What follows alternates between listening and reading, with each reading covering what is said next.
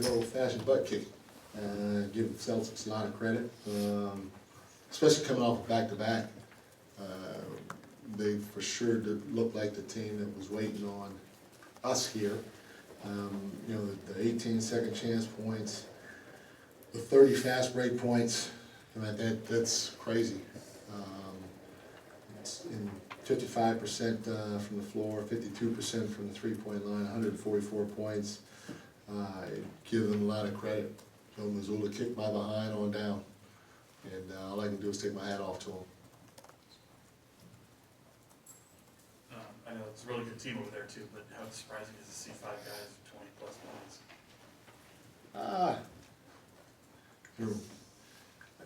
I guess it's surprising. I didn't look at that. I guess I looked at everything else.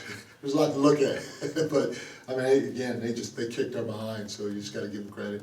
Yeah, the first half obviously kind of track meet for you guys. I noticed that moment where you kind of blew up at them in the huddle, not closing out.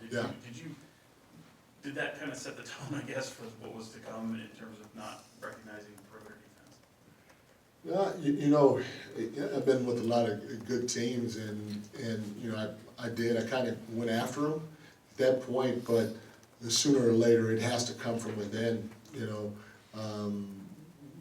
they have to hold each other accountable for our play. I thought we had the group that we had out there with Keon and Malik and JaVale and HB and Trey, that was our best group. We actually competed, I thought, for a while on the defense end of the floor, and you know, we didn't come up with 50-50 balls and stuff like that, and some things bounced their way, and they hit some threes when we did a pretty good job getting some stops. But besides that group being out there, I thought it was way too easy for Boston the whole night, and I mean, sooner or later, somebody's got to get tired of it and say something and look guys in the eyes and try to hold them accountable. That's what I tried to do, and it didn't work, and so we just traded baskets from that point on until they created some separation.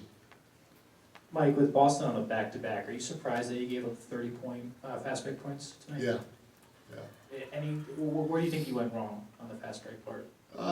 We didn't do a good job of getting back. They played harder than us. They were more physical than us. They were helping us. And starting with me, I got to do a better job, because you know, you try to complain to the officials, but they're human. They're going to make mistakes, and it ain't going to change. And I think the more you complain, they're human. So that's the more they're going to try to call things against you.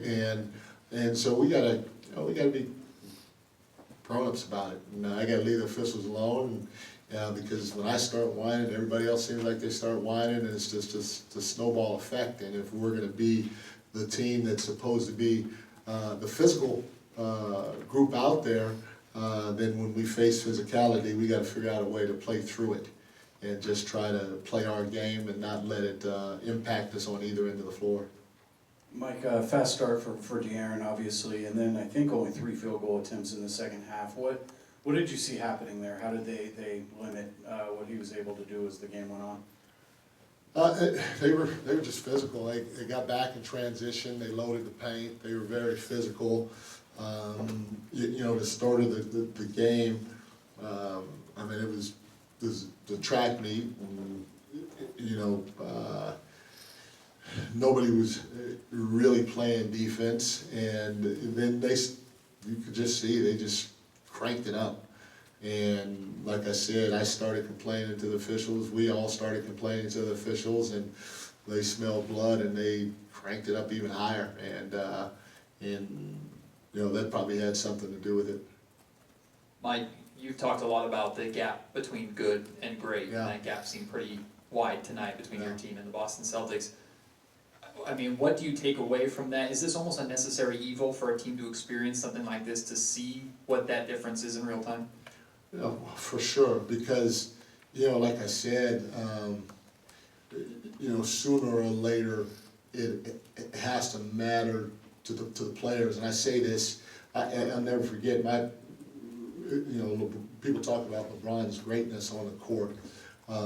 My first year in Cleveland, you know, we were a show team back then. You could jump out and show, they didn't shoot the three as much and some other things, and we worked on that all summer when I got there, and then we worked on it all the training camp, and, you know, we started off kind of slow my first year there, and I'll never forget, we were like 8 games in, and we were playing a home game, I can't remember who we were playing against, and we were just getting killed in the pick and roll, and so I called a timeout, and finally I said, hey, look, what do you guys want to do? We tried showing, we tried switching, you want to try, what do you want to? And before I could get another word out, LeBron, as a young player, he stepped into the huddle, and he goes, excuse my French, but he goes, F that. We're an effing show team. We worked on it the whole training camp. You do this, you do this, you do this, you do this. Let's effing go. And I just stepped out the huddle. And from there, you go look at what our defensive rating was the next, you know, the rest of that season and the next 4 years. And sooner or later, you know, all the great teams, whether it's Draymond and Andre Iguodala in Golden State, or, you know, even Tim, Avery Johnson, you know, other guys in San Antonio, every great team that I've been a part of, it's come from within at certain times, especially when you hit adversity. And so, you know, we got to keep hitting adversity, and we got to keep trying to have it come from within and find a way to dig ourselves out of a hole like this by holding each other accountable throughout the course of the game. So, yeah, you got to go through this sometimes. Long-winded answer. Yeah, Mike, learning something from these games doesn't seem like what your team is doing, though. You're like 6 or 7 times a season where they're not competitive and they let go of the rope out of like your 10 losses. Is there something you're seeing, or is there some way that you can connect with them on that, where they don't have games where it just looks like a complete blowout from pretty relatively early in the game?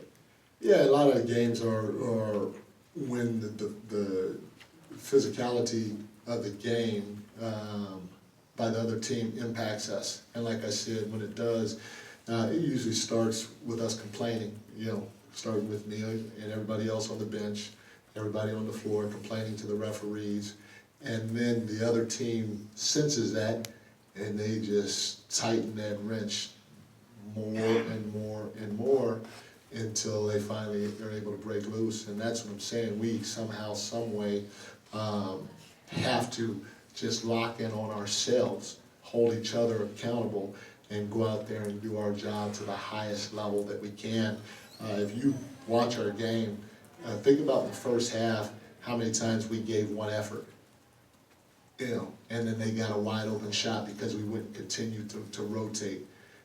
Think about them, how many times did they continue to rotate, even contest late or come up with 50-50 balls? Those are telltale signs of, you know, a team understanding at all times, no matter, you know, no matter what the score is or how much time's on the shot clock, you got to keep playing. Each possession's a 24-second possession, and you got to find ways to come up with the ball. And we did not do a great job of that tonight. Now, I will say that you know, our guys have fought, and we're in a pretty good position. We'd like to be in a better position, and there are some games that we have not been competitive in, but most of the games we have. And I'm hoping that we find a way to be more competitive against teams that have given us problems with the physicality level in a 48-minute game. Yeah, Coach, on the topic of it needing to come from within, you've been really complimentary about De'Aaron being the best guy on this team, and his progress as a vocal leader. Is he the one that you really look at as you want to hear that from? It's got to start with him and Domas for sure, and then from there, you know, we have other veterans that speak up. But then, you know, once it's said or once it's done, especially the guys that are speaking up, they got to go out there and they got to do it. You know, they got to leave the officials alone. They got to play hard. They got to try to execute the game plan. They got to keep talking out there and holding each other accountable, and keep trying to find ways that to get us back in a ball game if we're down big. Thanks, everyone. Appreciate it. Thank y'all.